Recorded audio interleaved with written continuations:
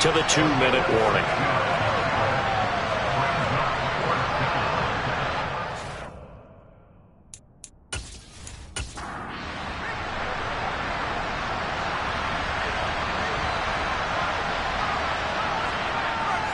They'll try and run with Mixon. And try to push his way forward, but I think he's going to be short. And he is short. They had to go for it with such little time remaining. And as a result, it'll be Titan football on the turnover on downs. Good starting field position for them as they come up 1st and 10 on their side of midfield at the 47. They'll try and wind down some clock here with Anderson. And he is met in his tracks behind the line of scrimmage. 2 yards the loss, 2nd and 12. Sometimes I forget how much information he has to go through before the ball's even snapped. But what a diagnosis right there. Saw the play, shot through the gap like a rocket, and ends up spilling it for a loss.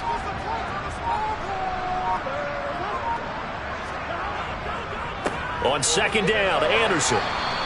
3rd down, now even tougher. 3rd and 13 after that loss of a yard. Now that's a nice play. Got me fired up, partner.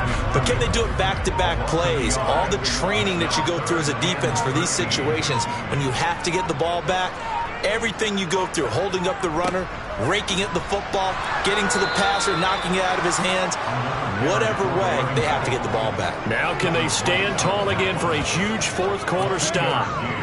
Here's Ryan Stonehouse now, as he's on to punt for Tennessee.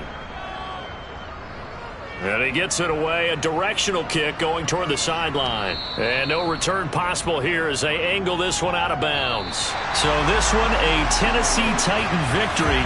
And it was their defense that really made the statement after the break. They pitched the second half shutout. Yeah, think about the team that just got vanquished. They did score in the 2nd quarter.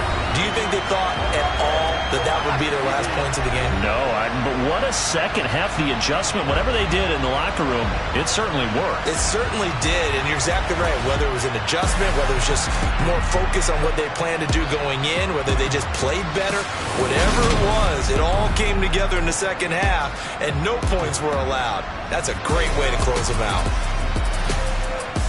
So for the Titans, they continue to cruise as they move to 8-0 now on the campaign. And they'll hit the road next week to take on the Houston Texans. Meanwhile, for the Bucs, the loss will drop them to 6-2 now on the year. And they'll have a tough one at home next week against the Green Bay Packers.